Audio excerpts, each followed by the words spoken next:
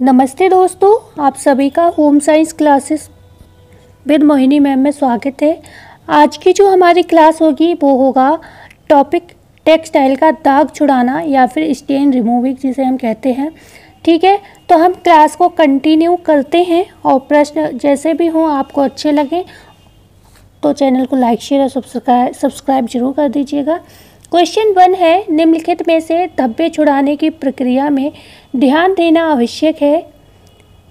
जब हम धब्बे छुड़ाते हैं उसका जब प्रोसेस करते हैं तो उसमें हमें क्या चीज़ ध्यान रखनी चाहिए कि वस्तु की प्रकृति, उसका बयान, जो टेक्सचर होता है उसका, रंग एवं रचना का, या फिर बी है धब्बे की प्रकृति व समय, मतलब कितना समय हो चुका उस धब्बे को पड़े हुए, या सी है ए बा बी दोनों, या डी है केवल ए।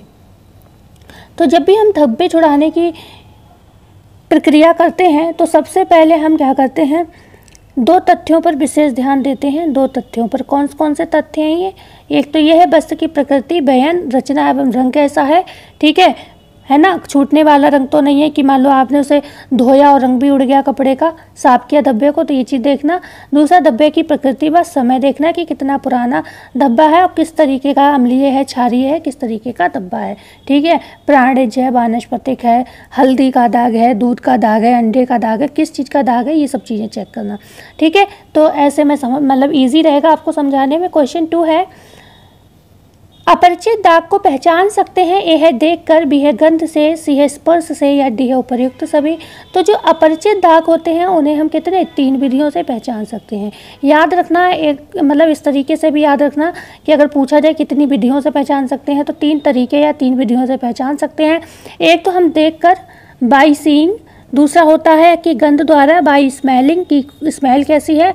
और तीसरा होता है स्पर्श द्वारा। ठीक है, बाई फीलिंग, फील करके कि किस चीज़ का धब्बा है, कैसा धब्बा है। ठीक है, तो डी ऑप्शन यहाँ सही होगा। इन तीनों तरीकों से हम किसी भी अपरिचित दाग को पहचान सकते हैं।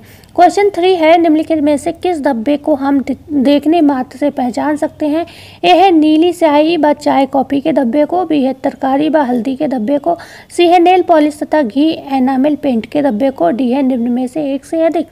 तो निम्नलिखित में से कौन सा ऐसा धब्बा है जिसे मात्र देखने से पहचान लोगे? भाई नीली स्याही को तो आप देखते ही पहचान लोगे, अरे ये तो स्याही लगी हुई है, पहचान लोगे? नहीं पहचान लोगे। चाय कॉफ़ी के धब्बे भी पहचान में आ जाते हैं, आपने देखा होगा घर में चाय वाय गिर जाती है, कॉफ़ी वगैरह, तो ये आप देखकर पहचान सकते हो। ठीक है, तरकारी और हल्दी के जो धब्बे होते हैं वो भी आपको पहचान में आ जाते हैं। जैसे चुकंदर का धब्बा कहीं पे लग जाए या हल्दी का धब्बा लग जाए तो आप लोग पहचानते हो, नहीं पहचानते हो देख के। ऐसे नेल पॉलिश का भी आप जानते हो, लेयर जैसी होती है, वो भी देख के हम पहचान लेते हैं। और एनामल पेंट का जो धब्बा होता है हम उसे भी देख कर पहचान लेते हैं, क्योंकि ये एनामल जो पेंट होता है जब लगता है किसी कपड़े पर या वस्त्र पर तो इसकी एक मोटी परत बन जाती है और ये चिपचिपी होती है छूने में। ठीक है, तो चिपचिपाहट वाला होता है, इसलिए हम इसको देखकर भी पहचान लेते हैं कि किस तरीके का धब्बा है। ओके, तो यहाँ पर भी हमारा डी ऑप्शन सही हो जाएगा, निम्न में से एक से अधिक। ओके, निम्न में से एक से अधिक यहाँ पर सही हो जाएगा। क्वेश्चन 4 है, निम्नलिखित में से कौन सा दाग हम सूंघ कर पहचान सकते हैं। ए है पसीने के दाग को, बी है इत्र के दाग को, सी है पेंट के दाग को, डी है जूते की पॉलिश के दाग को, ई है निम्न में से एक से अधिक। तो इनमें से कौन सा दाग है जिसे हम सूंघ कर पहचान सकते हैं? आंसर होगा हमारा ए ऑप्शन भी सही है, पसीने के दाग को हम पहचान सकते हैं। इत्र जो के दाग है उसमें तो स्मेल आती ही आती है, पसीने में बदबू आती है। ठीक है, तो बात इत्र के दाग की करेंगे। पेंट में भी आप जानते हो थोड़ी अच्छी सी खुशबू आती है, मुझे तो अच्छी लगती है, बकाया आप लोगों को कैसी लगती है आपको पता होगा।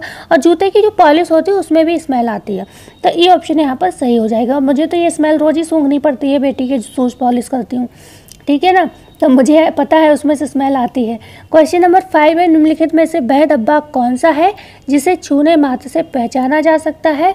ए है अंडे, दूध व कस्टर्ड का धब्बा, बी है पेंट व नेल पॉलिश के दाग को, सी है च्युइंगम व चॉकलेट के चिपचिपे दाग से, डी है उपर्युक्त सभी को, या ई है निम्न में से कोई नहीं। तो देखो, मेरा यहाँ उद्देश्य था कि आप एक बार इनको पढ़ लो। ठीक है, इसलिए मैंने ऐसा क्वेश्चन बनाया कि सभी आंसर सही हैं।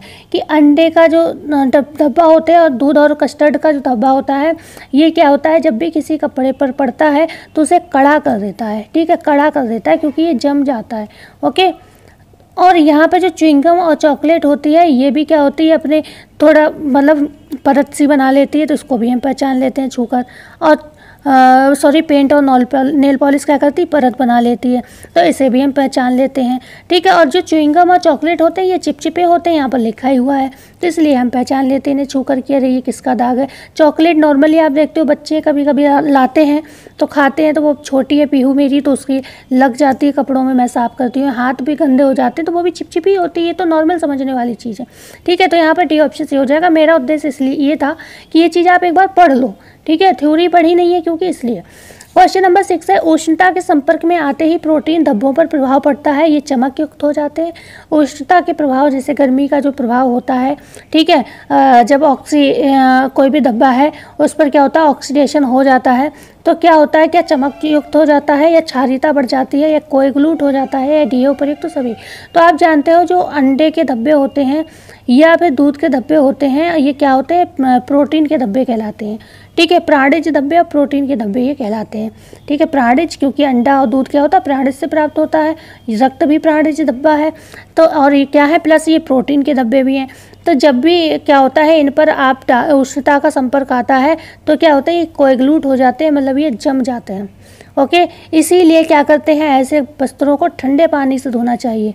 ओके, दूध का धब्बा है आपका, प्रोटीन का धब्बा है, या फिर रक्त का धब्बा है, इन सबको हमेशा ठंडे पानी से धोना चाहिए। ये मत समझो दूध है तो चिकना होगा तो आप गर्म पानी से धो दो, वो और ज़्यादा जम जाएगा। ठीक है, बढ़ते हैं हम आगे। क्वेश्चन नंबर 7 की बात करेंगे।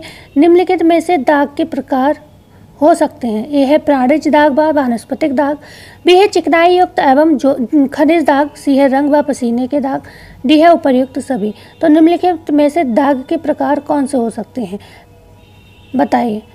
तो यहाँ पर ये सभी दाग हो जाएंगे। ठीक है, सभी प्रकार के जो ये दाग के अंतर्गत ही आते हैं, चाहे प्राणिज दाग हो गए, अभी हमने बताया जो अंडा है, रक्त है, मांस है, ये सब दही, दूध दही है, ये सब किस में आ जाएंगे, प्राणिज में आ जाएंगे। वनस्पति में भी आप जानते हो, चाय है, कोको है, कॉफ़ी है, शहद है, ये सब आ जाएंगे। ठीक है, ऐसे चिकनाई में आपको पता है घी तेल मक्खन हो जाएगा। खनिज में भी जैसे कि लोहे का दाग पड़ जाता है। ओके, तो ये सारे क्या हो जाते हैं, खनिज में आ जाते हैं। स्याही लोग मतलब औषधि, इन सब के दाग धब्बे, और रंग व पसीने के धब्बे भी होते हैं। तो डी ऑप्शन यहाँ सही हो जाता है। क्वेश्चन नंबर 8 है, निम्नलिखित में से एक वानस्पतिक दाग इनमें नहीं है। वानस्पतिक दाग कौन सा नहीं है, ये आपको बताना है। ए है चाय, कोको व कॉफ़ी का दाग, ठीक है। बी है शहद, जैसे शहद व शराब के दाग। सी है घी व तेल के दाग। डी है उपर्युक्त सभी। कौन सा सही होगा यहाँ पर, सी ऑप्शन सही होगा। ठीक है, सी ऑप्शन सही होगा। क्यों होगा, क्योंकि ये वनस्पति नहीं है, ये कैसा चिकनाई युक्त दाग है। ठीक है, चिकनाई युक्त ये दाग है। ओके, चिकनाई युक्त दाग है ये। ओके, समझ में आया। तो यहाँ पर ए बी और मतलब ए बी तो कैसे हैं, वानस्पतिक है, और आपसे पूछा गया है कि नहीं है, तो सी ऑप्शन यहाँ करेक्ट हो जाएगा। क्वेश्चन नंबर 9 है, निम्नलिखित में से वह दाग जो खनिज दाग के अंतर्गत नहीं आता। ए है स्याही, बी है औषधि, सी है जंग, डी है रक्त। तो हमने क्या बताया था अभी आपको रक्त के विषय में, ये क्या है, प्राणिज दाग है। ठीक है, प्राणिज है प्लस प्रोटीन है। ठीक है, प्रोटीन धब्बा है प्लस ठंडे पानी से धो के साफ किया जाएगा। ठीक है, ये चीज़ें बहुत इंपॉर्टेंट है। तो रक्त कैसा है, प्राणिज है। तो यही किस में नहीं आएगा, आपके किस में नहीं आएगा, ये खनिज में नहीं आएगा, क्योंकि खनिज दाग जो होते हैं, खनिज में क्या क्या आ जाता है, स्याही, औषधि और जंग के दाग जो होते हैं वो खनिज के अंतर्गत आपके आते हैं। ठीक है, आगे बढ़ते हैं। क्वेश्चन 10 है, निम्नलिखित में से किस तत्व की अनुपस्थिति के कारण पसीने के दाग को प्राणी के दाग में वर्गीकृत नहीं किया जाता। प्राणी नहीं, प्राणिज होगा। प्राणिज दाग में वर्गीकृत नहीं किया जाता, मतलब किस तत्व की अनुपस्थिति होती है जिस कारण पसीने का जो दाग होता है उसे प्राणिज में कंसीडर नहीं किया जाता, जबकि पसीना भी प्राणियों में ही निकलता है, इंसानों में भी होता है, जानवरों में भी होता है पसीना। ठीक है, लेकिन हम तब भी इसको प्राणिज में क्यों नहीं रखते पसीने के दाग को, ये बताना है। ए है नाइट्रोजन की उपस्थिति के कारण, बी है प्रोटीन की उपस्थिति के कारण, सी है वसा की उपस्थिति के कारण, या डी है सल्फर की उपस्थिति के कारण। तो यहाँ जो हमारा सबसे सही आंसर होगा वो होगा बी ऑप्शन, प्रोटीन की उपस्थिति के कारण क्या होता है, जो पसीने का दाग होता है वो प्राणिज में नहीं कंसीडर किया जाता। ओके, और कैसा दाग होता है ये ध्यान रखना, ये अम्लयुक्त दाग होता है, अम्लीय होता है, अम्लयुक्त दाग होता है। ओके, कैसा होता है, अम्लयुक्त दाग ये होता है। ओके, इसको भी ठंडे पानी और अमोनिया से धोया जाता है, ठंडे पानी ओके और किससे, अमोनिया से धोते हैं, अमोनिया से। पढ़ते हैं क्वेश्चन नंबर 11 की ओर। झुलसे हुए धब्बों को छुड़ाया जा सकता है धूप में सुखाकर ब्रंजित करके, ठीक है, ब्रंजित मतलब ब्लीच करना होगा यहाँ पर। बी है बोरोक्स का प्रयोग करके, सी है अमोनिया का प्रयोग करके, या फिर डी है उपर्युक्त सभी। तो जब भी आपकी किसी कपड़े जैसे प्रेस करते हैं तो कई बार धोखे में प्रेस को छोड़ देते हैं, प्रेस थोड़ी तेज हो जाती है तो कपड़ा झुलस जाता है। तो आप या तो उसे धूप में सुखाकर ब्रंजित कर लें, ठीक है, या तो धूप में सुखाकर इसको ब्रंजित कर लें, या फिर आप क्या कर सकते हैं, इनको बोरेक्स और अमोनिया का प्रयोग करके भी इसको साफ कर सकते हैं। तो डी ऑप्शन यहाँ सही हो जाएगा, ठीक है। धूप जो होता है ना प्राकृतिक ब्लीचिंग भी करता है, खासतौर से जो लीलन के कपड़े होते हैं, आपने देखा होगा घास पे लोग सुखा देते हैं धोकर, आपने लोगों की धोतियाँ वगैरह पड़ी देखी होंगी कॉटन की, लीलन की। क्यों ऐसा करते हैं, उससे क्या है और चमक आ जाती है, सफ़ेद हो जाता है कपड़ा। जब नीचे क्या होता है, क्लोरोफिल होता है पत्तों में, घास में, और ऊपर सूर्य की किरणें पड़ती हैं तो और चमक बढ़ जाती है। क्वेश्चन नंबर 12 है, निम्नलिखित में से कौन सा दाग पर्ण हरित क्लोरोफिल युक्त होता है, झुलसने का दाग, घास का दाग, अज्ञात दाग, या रंग व वार्निश का दाग। तो हमने अभी बता दिया, मेरे मुंह से आंसर भी निकल गया। जो घास होती है उसमें क्या होता है, क्लोरोफिल पाया जाता है, ठीक है। क्लोरोफिल के कारण क्या होता है, ये दाग जो होता है कैसा होता है, पर्णहरित क्लोरोफिल से युक्त होता है। तो घास के दाग जो होते हैं कैसे होते हैं, क्लोरोफिल से युक्त होते हैं, ठीक है। क्वेश्चन पढ़ लीजिए, जो क्लोरोफिल से युक्त दाग कौन सा होगा, वो घास के दाग होगा। घास के जो दाग होते हैं वो क्लोरोफिल के कारण ही कैसे वनस्पति से अलग कर दिए जाते हैं, ओके, वनस्पति से अलग कर दिए जाते हैं। हालांकि इन्हें वनस्पति में रखना चाहिए, घास तो वनस्पति में आती है, लेकिन वनस्पति में कौन से दाग धब्बे रखे जाते हैं, हमने बताया था चाय के, कोको के, कॉफ़ी के, शहद के, शराब के, ये सारे धब्बे कहाँ हैं, वनस्पति से होते हैं। लेकिन घास का धब्बा जो है अलग से कंसीडर किया जाता है, वनस्पति में इसको नहीं रखते। क्यों, क्योंकि यहाँ पर क्लोरोफिल आ जाता है, जबकि कोको वगैरह है उनमें क्लोरोफिल नहीं होता, ठीक है। कॉफ़ी वगैरह है, चाय है, कोको है, इनमें क्लोरोफिल नहीं होता। तो इस वजह से इसमें क्या है, क्लोरोफिल की वजह से इसको वनस्पति से अलग कर दिया गया। जैसे प्राणिज से किसको अलग कर दिया है, पसीने के दाग को अलग कर दिया है। क्यों, क्योंकि उसमें प्रोटीन नहीं होता। क्वेश्चन 13 है, घास के दाग को साफ कर सकते हैं साबुन से, पानी से, मेथिलेटेड स्पिरिट से, डी है उपर्युक्त सभी। किसके दाग की बात हो रही, घास के दाग की बात हो रही है। किससे आप साफ कर सकते हो, तो इसे साबुन से भी ये छूट जाता है, मेथिलेटेड स्पिरिट से भी छूट जाता है, और भाई पानी का तो यूज़ नॉर्मली कपड़े धोने में करते ही हैं, तो उससे भी ये छूट जाते हैं, मतलब घास के दाग नॉर्मली साफ हो जाते हैं। क्वेश्चन नंबर 14, अज्ञात दाग पहचान में नहीं आते क्योंकि पुराने दाग सूखकर बदल लेते हैं अपने रंग को, रूप को, गंध को, या उपयुक्त सभी को। तो ये जो अज्ञात दाग होते हैं जिन्हें हम पहचान ही नहीं पाते हैं कि ये दाग है किस चीज़ का, तो क्या होता है उसका कारण, एक तो उसके रंग भी उड़ने लगता है, मतलब रंग भी अलग, या तो गहरा हो जाएगा या हल्का हो जाएगा, या उसका रूप बदल जाएगा धब्बे का रखे रखे, या फिर गंध जो है उसकी ख़त्म हो जाएगी। तो यहाँ पर ये सभी कारण है, इसीलिए दाग कैसा हो जाता है, अज्ञात हो जाता है, हम पहचान ही नहीं पाते ये दाग है किस चीज़ का। क्वेश्चन नंबर 15 है, दागों को निम्नलिखित माध्यमों की सहायता से छुड़ाया जा सकता है। ए है घोलक द्वारा, बी है अवशोषक द्वारा, सी है रसायनों द्वारा, डी है उपर्युक्त सभी। तो जो दागों को हम किस माध्यम से छुड़ा सकते हैं, इन सभी के द्वारा। भाई या तो हम सॉल्वेंट्स का यूज़ कर लें, ठीक है, या हम ऑब्जर्वेंट्स का यूज़ कर लें अवशोषक विधि का, या फिर हम केमिकल्स का यूज़ करें रसायन विधि का। इन तीनों विधि का प्रयोग करके हम क्या कर सकते हैं, दाग को साफ कर सकते हैं। थोड़ा सा, क्योंकि कल हमने ड्राई क्लीनिंग की बात कर ली थी, ठीक है, शुष्क धुलाई की बात कर ली थी, तो जो अभी ये वाला टर्म आया ये भी दाग धब्बे में आता है, तो हमने ऐसे ही लिख दिया है। जल्दी से इसको एक बार रिवीजन मार लो। जो घोलक पदार्थ सॉल्वेंट्स क्या होते हैं, पेट्रोल है, पैराफिन है, मेथिलेटेड स्पिरिट है, एसीटोन है, तारपीन का तेल है, मिट्टी का तेल है, बेंजीन है, कार्बन टेट्राक्लोराइड है। घोलक पदार्थ मतलब जो चीज़ जो दाग धब्बे को घोल लें अपने अंदर, उसे हम घोलक कहते हैं, ठीक है।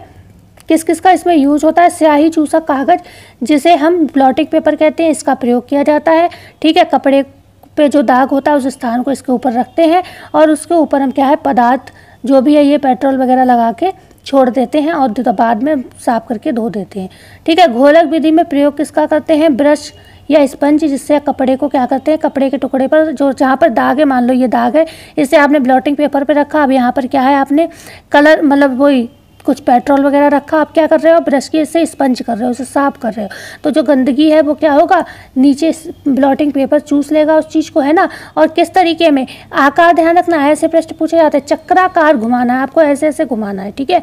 चक्राकार गति में बाहर से भीतर की ओर, मतलब इसको रगड़ना है भीतर से बाहर की ओर, ठीक है। पहले ये मान लो ये डब्बा आपने बाहर से शुरू की, फिर ऐसे आप जाओगे भीतर की ओर जाओगे, फिर भीतर, फिर बाहर, भीतर बाहर, ऐसे दाग को साफ कर लोगे, ठीक है।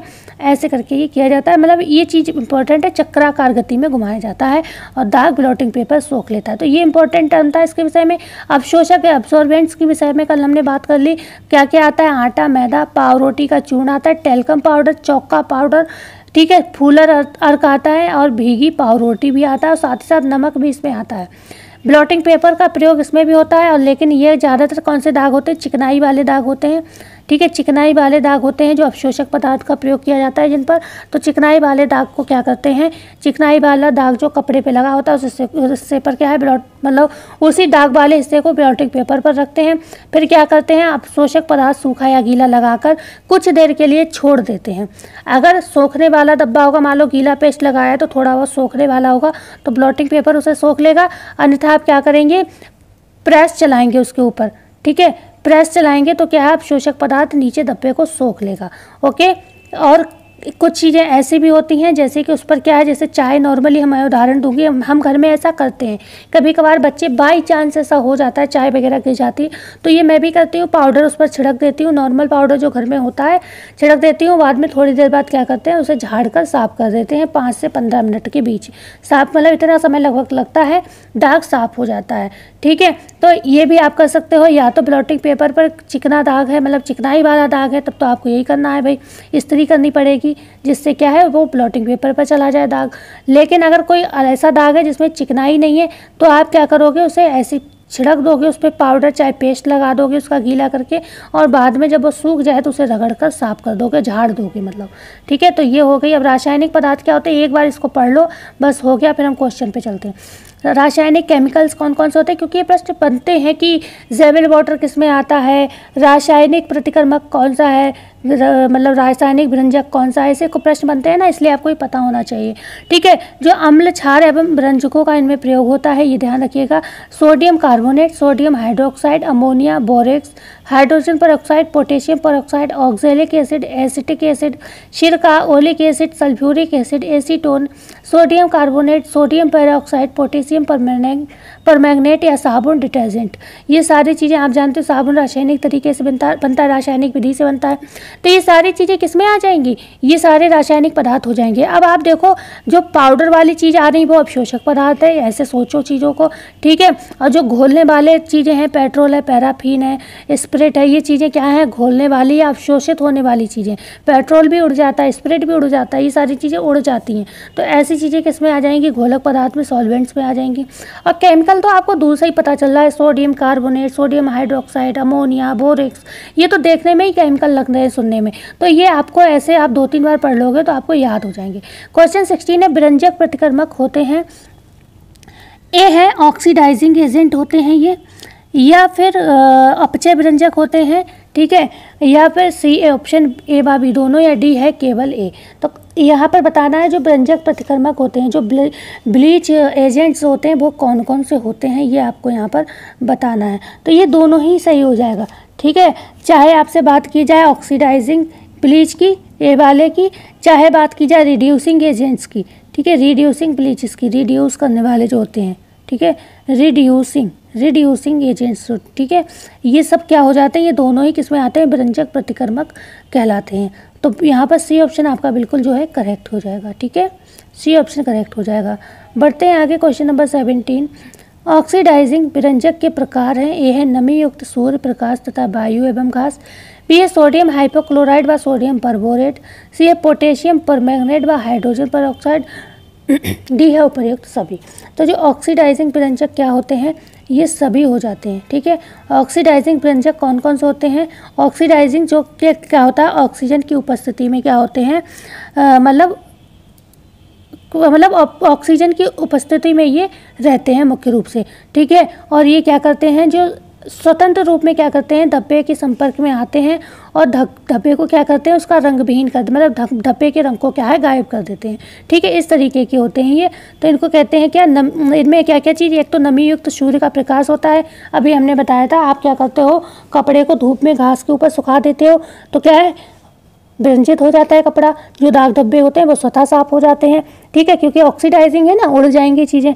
वायु एवं घास आ ही गया, एक ही में आ गया ये सारी चीज़ें, नमी युक्त सूर्य प्रकाश तथा वायु एवं घास भी है। सोडियम हाइपोक्लोराइड व सोडियम परबोरेट, ये भी क्या है, एक तरीके का ऑक्सीडाइजिंग एजेंट है। ठीक है, और पोटेशियम परमैंगनेट और हाइड्रोजन परऑक्साइड, और ये आप एक चीज़ ध्यान रखना, ये सब क्या है, रासायनिक तत्व हैं। तो रासायनिक में कौन कौन सा ऑक्सीडाइजिंग है, एक तो sodium hypochlorite, sodium perborate, potassium permanganate और हाइड्रोजन परऑक्साइड, ये रासायनिक तत्व हैं, ध्यान रखिएगा। लेकिन कैसे हैं, ऑक्सीडाइज हो जाते हैं, उड़ जाते हैं। ठीक है, ऐसे ध्यान रखो। तो डी ऑप्शन यहाँ सही हो जाएगा। उड़ने का मतलब यह है कि दाग को भी उड़ा ले जाएंगे। Okay, question number 18, sodium hypochlorite को ये भी कहते हैं, यह है जैवल वाटर, बी है बेंजीन, सी है अमोनिया, डी है बोरेक्स। तो सोडियम जो हाइपोक्लोराइड होता है उसको हम क्या कहते हैं, उसको हम जैवल वाटर भी कहते हैं। ठीक है, सोडियम हाइपोक्लोराइड को हम, ए ऑप्शन सही होगा, जैवल वाटर भी कहते हैं। और ये प्रश्न आपसे पूछा भी गया है। आप बुक्स पढ़ोगे तो सारे आंसर यहीं मिल जाएंगे, कहीं और जाना ही नहीं पड़ेगा आपको। बस थोड़ा सा आयोग जो क्वेश्चन करता है ना, वो तरीका आप और सीखना पड़ेगा प्रैक्टिस से, बकाया आपको सारे आंसर निकलने लगेंगे जब आप पढ़ोगे तब। क्वेश्चन नंबर 19 है, निम्नलिखित में से किसका प्रयोग प्रायः फफूंदी, रंग, पसीना आदि के धब्बे छुड़ाने के लिए किया जाता है। ए है सोडियम परबोरेट, बी है पोटेशियम परमैंगनेट, सी है हाइड्रोजन परऑक्साइड, डी है निम्न में से सभी। तो किसका प्रयोग फफूंदी, रंग, पसीना आदि के धब्बे को छुड़ाने के लिए यहाँ पर किया जाता है, ये बताना है आपको। तो यहाँ पर जो हमारा आंसर होगा, बी ऑप्शन बिल्कुल सही होगा, पोटेशियम परमैंगनेट। याद रखना, पोटेशियम परमैंगनेट क्या करता है, जो आपके फफूंदी के धब्बे हैं, ठीक है, रंग के धब्बे हैं, पसीने के धब्बे हैं, इनको छुड़ाने का छुड़ाने के लिए पोटेशियम परमैंगनेट का हम प्रयोग करते हैं। क्वेश्चन नंबर हो जाएगा 20। ओके, 20 की बात करें अगर हम, तो जानतब रेशों के लिए ये सर्वोत्तम व्यंजक माना जाता है। क्या सोडियम हाइपोक्लोराइड, मतलब जानतब रेशे आप जानते हो, ऊन और रेशम, उनके लिए सर्वोत्तम व्यंजक इनमें से कौन सा है, ये आपको बताना है। तो क्या ये सोडियम हाइपोक्लोराइड है, या फिर क्षारीय प्रतिक्रमक है, या सी ऑप्शन है हाइड्रोजन परऑक्साइड है, या डी है उपर्युक्त सभी। तो हाइड्रोजन परऑक्साइड, हाइड्रोजन परऑक्साइड क्या है, ये एक सर्वोत्तम व्यंजक माना जाता है ऊनी और रेशमी वस्त्रों के लिए, या यूं कहें जानतब वस्त्रों के लिए, या फिर ऐसे भी पूछा जा सकता है प्रोटीन रेशों के लिए सर्वोत्तम व्यंजक कौन सा है, तो हाइड्रोजन परऑक्साइड, सी ऑप्शन आपका करेक्ट होगा। क्वेश्चन नंबर 21 है, अपचय व्यंजक जिसे हम रिड्यूसिंग ब्लीचिंग कहते हैं, ठीक है, रिड्यूसिंग ब्लीचिंग कहते हैं इनको हमें ना, तो में मुख्य रूप से प्रयोग किया जाता है, ए है हाइड्रोजन परऑक्साइड का, ठीक है ना, या फिर सोडियम हाइड्रोसल्फाइड का, या सी है सोडियम कार्बोनेट का, या डी है सोडियम हाइपोक्लोराइड का। तो जो अपचय व्यंजक या रिड्यूसिंग ब्लीचिंग होते हैं उनका प्रयोग किया जाता है सोडियम हाइड्रोसल्फाइड के रूप में, ठीक है, मतलब जो रिड्यूसिंग एजेंट्स होते हैं, अभी हमने इससे पहले बात की थी ऑक्सीडाइजिंग एजेंट्स, इसमें बहुत सारे चीज़ें आ रहे थे, हमने बताया था नमी युक्त सूर्य प्रकाश, वायु तथा घास होता है, और हमने सोडियम हाइपोक्लोराइड के विषय में बात की थी सोडियम परबोरेट, पोटेशियम परमैंगनेट, और क्या था एक हाइड्रोजन परऑक्साइड। तो इनकी हमने क्या बताया था, ये ऑक्सीडाइजिंग है। लेकिन जो आपके रिड्यूसिंग एजेंट, दो तरीके के ब्लीचेस बताए थे, ऑक्सीडाइजिंग और अपचय, जो रिड्यूसिंग ब्लीचेस होते हैं दो तरीके के मैंने आपको बताए। तो इनमें कौन सा बात कर रहे हैं, जो रिड्यूसिंग एजेंट होता है, अपचय ब्लीचिंग होता है, वो सोडियम हाइड्रोसल्फाइड मुख्य रूप से एक ही ये माना जाता है। ओके, क्वेश्चन नंबर 22 है, अम्ल को धब्बे आदि छुड़ाने के बाद उदासीन करने के लिए किसका प्रयोग किया जाता है। जो अम्लीय धब्बे होते हैं आपने उसको छुड़ा दिया, लेकिन अब उस धब्बे को उदासीन करना है जिससे वो अम्लीय या क्षारीय कैसा भी ना रहे, नॉर्मल कंडीशन में करना है। तो क्या बोरेक्स का प्रयोग करोगे, अमोनिया का प्रयोग करोगे, धोने के सोडे का प्रयोग करोगे, या डी है उपर्युक्त सभी का प्रयोग यहाँ करोगे आप। तो यहाँ हमारा ए ऑप्शन बिल्कुल सही हो जाएगा, बोरेक्स। किसका प्रयोग करेंगे, बोरेक्स का। अम्ल की जो धब्बे छुड़ाते हैं उसके बाद उसे उदासीन करने के लिए, मतलब न्यूट्रल करने के लिए हम बोरेक्स का प्रयोग करते हैं। क्वेश्चन नंबर 23 है, सूती लीलन के वस्त्रों में लगे धब्बों को साफ करने के लिए प्रयोग किया जाता है। ए है ओलिक एसिड का, बी है क्षारीय प्रतिक्रमक का, सी है ए व बी दोनों, डी है कोई नहीं। तो जब भी सूती लीलन के वस्त्रों के धब्बे साफ करते हैं तो हम ओलिक एसिड और क्षारीय प्रतिक्रमक जो होते हैं इन दोनों का प्रयोग करते हैं, तो सी ऑप्शन यहाँ करेक्ट हो जाएगा। क्वेश्चन नंबर 24 है, जंग के धब्बे फल के रस के पक्के और भूरेपन के दाग को छुड़ाने के लिए प्रयोग किया जाता है। ठीक है, एक तो जंग के धब्बे आप समझ गए, खनिज के धब्बे की बात हो रही है इसका मतलब, है ना। और फल के रस के जो पक्के और भूरे धब्बे होते हैं उनको छुड़ाने के लिए क्या ओलिक एसिड का प्रयोग करोगे, ऑक्जेलिक एसिड का प्रयोग करोगे, अमोनिया का प्रयोग करोगे या फिर बोरेक्स का प्रयोग करोगे? इनमें से किसका प्रयोग करेंगे हम? तो करेंगे बी ऑप्शन, ऑक्जेलिक एसिड। ठीक है, ऑक्जेलिक एसिड। ऑक्जेलिक एसिड जो होता है जंग के धब्बे आते हैं आपके इसमें खनिज में आता है। ठीक है, खनिज मिनरल दाग धब्बों में आता है। ठीक है, उसके बाद रस के जो पके रस हैं, मतलब फल के जो रस हैं उनके धब्बे, ये सब किससे साफ किए जा सकते हैं? ऑक्जेलिक एसिड से साफ किए जा सकते हैं। क्वेश्चन 25 है, प्राणिज वर्ग के दाग धब्बे छूट जाते हैं। ए है ठंडा पानी एवं साबुन से धोने पर, बी है गर्म पानी एवं साबुन से धोने पर, सी है ठंडे पानी नमक एवं साबुन से धोने पर, डी है उपर्युक्त सभी। तो जो आपके प्राणिज वर्ग के जो दाग धब्बे होते हैं, एक तो ये ठंडे पानी एवं साबुन से धोने पर ही साफ़ होते हैं, ये ध्यान रखना, क्योंकि इनमें प्रोटीन होता है। अगर गर्म पानी से आप धो दोगे तो क्या है, ये जम जाएंगे। तो ये ऑप्शन सबसे बढ़िया होगा। Okay, question number 20। अच्छा, ठंडा पानी सी में भी तो दिया हुआ है ना, ठंडे पानी नमक एवं साबुन से धोने पर। हाँ, ठंडे पानी नमक एवं साबुन, मतलब नमक से भी ये साफ़ हो जाएंगे। यहाँ सी ऑप्शन में भी ठंडा पानी दिया, ध्यान नहीं रहा। क्वेश्चन नंबर 26 है, प्रायः दाग धब्बे छुड़ाने के लिए अम्लीय प्रतिक्रमकों का प्रयोग किया जाता है। ये हानिकारक नहीं होते। ए है ऊनी एवं रेशमी वस्त्रों के लिए, बी है सूती एवं लीलन वस्त्रों के लिए, डी है उपर्युक्त तो दोनों, या डी है निम्न में से कोई नहीं। तो जो दाग धब्बे छुड़ाने के अम्लीय प्रतिक्रमक होते हैं वो किस पर हानिकारक नहीं होंगे? वो ऊनी एवं रेशमी वस्त्रों पर प्रयोग किए जाएंगे और उनके लिए हानिकारक नहीं होंगे, क्योंकि सूती एवं लीलन के लिए तो क्षारीय प्रतिक्रमक सही रहेंगे। ठीक है, क्षारीय प्रतिक्रमक यहाँ पर सही रहेंगे, तो ए ऑप्शन यहाँ करेक्ट हो जाता है।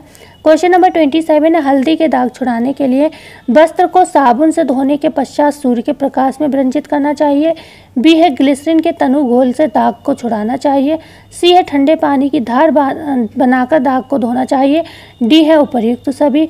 तो यहाँ पर बिल्कुल डी ऑप्शन सही हो जाएगा। जो हल्दी के दाग होते हैं उसको पहले वस्त्र को साबुन से धोएं, ठीक है, उसके बाद सूर्य के प्रकाश में विरंजित कर दें। मतलब विरंजित का मतलब है सूर्य के प्रकाश में आप डाल दोगे तो वो एक ब्लीचिंग का काम करता है सूर्य का प्रकाश, तो वहाँ रंग उड़ जाएगा हल्दी वाला। ठीक है, दूसरा ग्लिसरीन का तनु घोल ले सकते हो, और तीसरा सी ऑप्शन है ठंडे पानी की धार बनाकर भी दाग को साफ कर सकते हैं, तो डी ऑप्शन यहाँ सही हो जाएगा। ठीक है, क्वेश्चन 28 है, चिकनाई युक्त धब्बों को छुड़ाया जाता है साबुन पानी से, गर्म पानी एवं सोडा से, बशा घोलक एवं बशा अपशोषकों से, डी है उपर्युक्त सभी। तो जो बशा घोलक या बशा अपशोषक होते हैं, एक सेकेंड,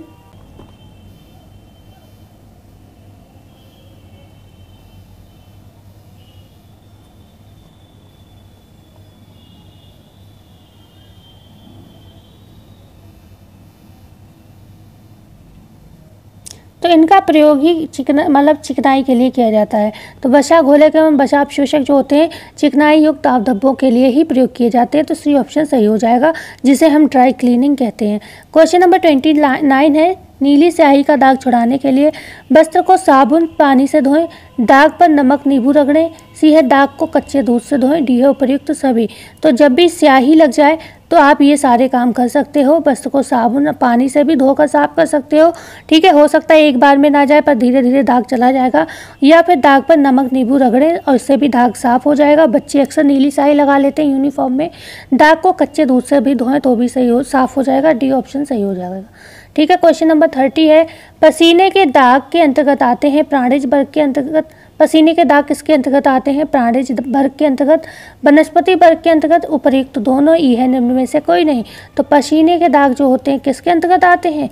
डी ऑप्शन सही होगा, निम्न में से कोई नहीं। क्यों होगा ये? भाई प्राणिज वर्ग के अंतर्गत आते नहीं है, यहाँ तो हमने आपको बता दिया ना, मांस के धब्बे हो गए, अंडे हो गए, दूध हो गए, दही हो गए, ये हो गए प्रोटीन वाले जितने भी दाग होंगे वो प्राणिज में आ जाएंगे। और वनस्पति में आपको हमने बताया जो चिकनाई वाले हो गए, तेल है, घी है, मक्खन है, ये सारे आ जाते हैं। ये तो चिकनाई युक्त में आते हैं, ठीक है। वनस्पति में हमने बताया था कोको है, चाय है, कॉफ़ी है, ये वाले धब्बे आते हैं। तो यहाँ पर दोनों ही गलत हो गए, तो सी तो वैसे ही नहीं होगा, तो डी ऑप्शन सही हो जाएगा। पसीने के दाग किस में आते हैं भैया, हमने बताया था ना, इसमें प्रोटीन नहीं होता है, तो इसीलिए इनको अलग वर्ग में रख दिया, तो ये किसी के अंतर्गत नहीं आते, ये पसीने के दाग को अलग से ही पढ़ाया जाता है, ठीक है। तो यहाँ पर क्लास का आज लास्ट क्वेश्चन था ये। क्लास अच्छी लगी हो तो सब्सक्राइब जरूर करिएगा, अपने फ्रेंड्स को भी शेयर कर सकते हैं आप लोग बिल्कुल, और मिलते हैं आगे ऐसी वीडियो में। जब तक के लिए धन्यवाद।